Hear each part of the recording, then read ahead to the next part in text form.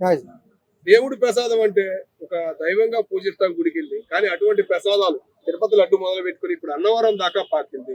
ఎలుకలు తిరగడం ఏదేదో వీడియోలు సోషల్ మీడియాలో వైరల్ అవుతుంది. మరి ఏమైనా స్పందిస్తారా అధికారులు కానీ గవర్నమెంట్ కానీ? ఏమంటారు? ఆల్రెడీ స్పందించారు. ఇద్దరు అధికారులు కూడా, ఎంప్లాయీస్ కూడా సస్పెండ్ చేశారు. ఇక్కడ ప్రధాన అంశం ఏంటంటే, ఏ టెంపుల్స్ అయినా సరే ప్రసాదం ఎక్కువగా సేలింగ్ చేయాలి అన్న యాంగిల్లో ఎక్కువ ఆలోచిస్తున్నారు.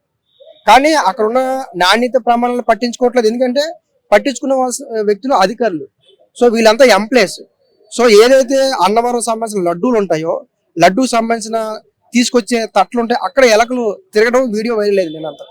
సో ఈ రోజు మార్నింగ్ ఇద్దరిని సస్పెండ్ చేశారు. అంటే ఎలుకలు కాబట్టి సరిపోయింది. అదే విధంగా ఒక బళ్ళు అయితే అంటే ఆ రకంగా నిర్లక్ష్యంగా వ్యవహరించి ఇప్పుడే ఇదంతా చాలా పెద్ద వివాదం అవుతుంది. దేవస్థానంలో ఇచ్చే ప్రసాదాల మీద మొన్న శ్రీకాకుళంలో జరిగిన సంఘటన, తోపులేట, సింహాసనంలో కొంతమంది చనిపోయారు. ఇదంతా దేవాలయంలో జరిగిన ప్రతి అంశం కూడా కాంట్రవర్సీ అవుతుంది, వివాదం అవుతుంది. ఆ వివాదానికి ప్రభుత్వం ఈ అన్ని పనులు ఆపుకొని ఈ వివాదాన్ని పరిష్కరించాల్సిన పరిస్థితులు ఏర్పడుతున్నాయి.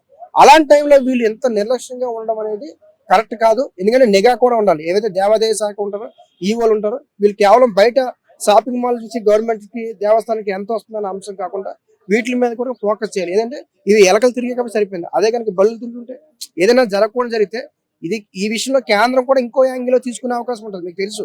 సో ఇలాంటి దేవస్థానంలో ఏమైనా జరిగిందనుకో, కేంద్రం ఇంకో యాంగిల్లో తీసుకునే అవకాశాలు కూడా ఉంటాయి. కాబట్టి ఇప్పుడున్న ప్రజెంట్ జరుగుతున్న వాతావరణానికి అనుగుణంగా ఈవోలు ఎప్పటికప్పటికి తనిఖీ చేయాలి. వాటి సీసీ కెమెరాలు పెట్టాలి. నిఘా అనేది ఎప్పటికప్పుడు ఉండాలి. ఇంటెలిజెన్స్, దేవస్థానంలో ఇంటెలిజెన్స్ ఉంటుంది. ఆ ఇంటెలిజెన్స్ బయట వరకు కాకుండా లోపల ఏం జరుగుతుందో కూడా ఇంటెలిజెన్స్ ఉండాల్సిన అవసరం ఉంటుంది. ఓకే సార్, అట్లాగే గవర్నమెంట్ అధికారులు లేకే ఇట్లాంటివి జరుగుతున్నాయి అని చెప్పేసి కొంతమంది కూడా విమర్శలు చేస్తున్నారు. ఆ శాఖలకు సంబంధించిన ఎన్నో పోస్టులు ఖాళీగా ఉంటాయి, ఏ గవర్నమెంట్ ఫిల్అప్ చేయట్లేదు గత 15 సంవత్సరాల నుంచి అనే విమర్శలు కూడా వస్తున్నాయి. మరి కూటమి ప్రభుత్వం ఎదుర్కొనిద్దా, దాన్ని పూర్తి చేసే అవకాశం ఏమైనా? ఖచ్చితంగా దేవాదాయ ధర్మాదాయ శాఖలో చాలా ఖాళీలు ఉన్నాయి. ఇప్పుడు అన్నవరంలో కావచ్చు, సింహాచలంలో కావచ్చు, తిరుపతిలో కావచ్చు, వీళ్ళందరూ కూడా అవుట్ సోర్సింగ్ పనిచేస్తారు. వాళ్ళు టెంపరీ వర్కర్స్. సో ఎప్పుడైనా ఉండొచ్చు, ఎప్పుడైనా తీసేచ్చు. వాళ్ళు టెంపరీ వర్కర్స్ అనేటప్పటికల్లా వాళ్ళకు రెస్పాన్సిబిలిటీ ఎంతవరకు ఉండాలో అంతవరకు ఉంటుంది. వీళ్ళకి మేనేజ్మెంట్ తరపు నుంచి గవర్నమెంట్ రిప్రజెంట్ చేయాలి. మా అన్నవరం టెంపుల్ నుంచి ఎంతమంది ఎంప్లాయీస్ కావాలి, సో సేల్స్ వాళ్ళు ఎంతమంది కావాలి, సెక్యూరిటీ వాళ్ళు ఎంత కావాలి, రిప్రజెంటేటివ్ ఇవ్వాల్సిన అవసరం లేదు. గవర్నమెంట్ ఇవ్వాలి.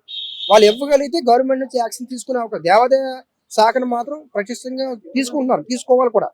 మొన్న సింహాసనంలో జరిగిన అంశం కావచ్చు, శ్రీకాకుళంలో జరిగిన అంశం కావచ్చు, ఇప్పుడు తిరుపతిలో జరిగిన అంశం కావచ్చు, సో సీరియస్ గానే తీసుకున్నారు. అధికారులు కూడా దానికి సంబంధించిన ఎంతమంది ఉన్నారు ఏంటని తీసుకెళ్లాల్సిన అవసరం. గవర్నమెంట్ కూడా వెంటనే ఈ అంశాన్ని, ఎందుకంటే 15 సంవత్సరాలు 12 సంవత్సరాల నుంచి అందరూ అవుట్ సోర్సింగ్ పనిచేస్తున్నారు, ఎవరిని రెగ్యులేట్ చేయట్లేదు. రిక్రూట్మెంట్ కూడా లేదని చెప్పారు. ఈ మార్నింగ్ కూడా ఈ అంశం మీద కూడా ఒక అధికారి మాట్లాడుతూ కూడా రిక్రూట్మెంట్ లేదు అనే అంశం తెర మీద తీసుకొస్తారు. సో చాలా మంది నిరుద్యోగులు ఉన్నారు, యువత ఉన్నారు, వాళ్ళందరినీ రిక్రూట్మెంట్ లో తీసుకుంటే గవర్నమెంట్ ఉపయోగపడతారు. సో దేవస్థానం సర్వీస్ చేయడానికి చాలా ఇంట్రెస్ట్ చూపిస్తారు. మిగతా వర్క్స్ కంటే దేవస్థానం టెంపుల్లో పనిచేయడానికి చాలా మంది యూత్ ఇంట్రెస్ట్ చూపిస్తారు. సో ఇది కూడా ఒక ప్రధాన కారణం. సో ఇప్పటికైనా గవర్నమెంట్, మొన్న దావోస్ వెళ్ళారు, పెట్టుబడులు పెట్టారు. సో పెట్టుబడులకు సంబంధించిన ఉద్యోగాలు వస్తాయి అన్నారు. అవి లేట్ అవ్వచ్చు. ఇప్పుడైతే ఏవైతే తాత్కాలికంగా ఉన్నాయో వీటిని రిక్రూట్మెంట్ చేయాల్సిన అవసరం. ఖచ్చితంగా దేవాదాయ శాఖ, ధర్మాదాయ శాఖ మాత్రం ప్రభుత్వం బలంగా పని చేయాల్సిన అవసరం ఉంటుంది. ఒకవేళ కనుక పని చేయకపోతే ప్రభుత్వం ఒక ఐడియాలజీని దెబ్బతీసే అవకాశం ఉంటుంది. ప్రతిపక్షాలు కావచ్చు, అయితే కేంద్రం కూడా చాలా సీరియస్ గా తీసుకునే అవకాశం ఉంటుంది. మిగతా అంశాల మీద మాత్రమే ఫోకస్ పెట్టారు. ఈ అంశాల మీద ఇప్పటికీ ఈ యొక్క గవర్నమెంట్, కూటమి ప్రభుత్వం వచ్చిన తర్వాత ఎన్ని ఇన్సిడెంట్లు జరిగాయి? తిరుపతి అంశం, సింహాచలం అంశం, శ్రీకాకుళం అంశం. సో ఈ 3 అంశాలు వచ్చాయి. ఇంకా ఏమైనా కనుక జరిగితే మాత్రం ప్రభుత్వానికి పెద్ద ఎత్తున ఇబ్బందులు కలిగే అవకాశాలు కూడా ఉంటాయి. ఓకే సార్, అట్లాగే ఈ గవర్నమెంట్ అధికారుల పరంగా కానీ, దేవస్థానాలు తీసుకోకపోవడం కానీ, బయట రాష్ట్రాల వాళ్ళు ఎక్కువగా కనపడుతున్నారు దేవస్థానాల్లో. తిరుపతి దేవస్థానంలో కూడా వేరే కుల వాళ్ళు కనపడుతున్నారు అనే విమర్శలు బాగా వస్తున్నాయి. మరి వీటి మీద గవర్నమెంట్ స్పందించాలి కదా, ఎందుకు స్పందించండి? మీకు సింహాచలం టెంపుల్లో కూడా అలాంటి వాతావరణం ఉంటుంది. సో టెంపుల్కి వచ్చిన వాళ్ళ పూజారులను కూడా ఒరిస్సా ప్రాంతానికి చెందిన వాళ్ళు ఎక్కువ మందిని పెట్టుకోవడం. సో ఈ సింహాచలం టెంపుల్లోనే ఈవో లేదా ప్రధాన అధికారులతో కూడా ఈక్వల్ గా అతను భక్తుడు అని ఒక వ్యక్తి ఉంటాడు.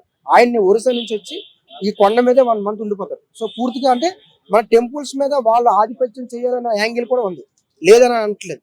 ఈవోలు నియమించే విధానంలో కావచ్చు, ప్రధాన అర్చకులు నియమించే విధానంలో కొంత కేంద్రం అనేది జోక్యం చేసుకుంటుంది. ఏవైతే మెయిన్ టెంపుల్లో అంటే తిరుపతి కావచ్చు, సింహాచలం కావచ్చు, అన్నవరం కావచ్చు, భద్రాచలం కావచ్చు, వీటి మీద కేంద్రం కూడా కొంత ఉంటది.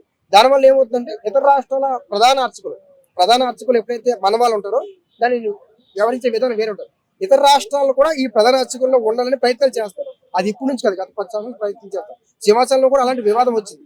ప్రధాన అర్చకుల పోస్టులు వాళ్ళకి మీకే ఎందుకు ఇస్తారు, మా ఒరిస్సా నుంచి రావట్లేదా సింహాచలానికి, సో మాకు ఇవ్వాలి, ప్రధాన అర్చకుల బాధ్యత మాకు ఇవ్వాలి. ఈ సింహాచలానికి వచ్చే భక్తులు 30% మహారాష్ట్రకు చెందిన వ్యక్తులే ఉన్నామని కూడా కేంద్రాన్ని కూడా డిమాండ్ చేసే సందర్భాలు కూడా ఉన్నాయి.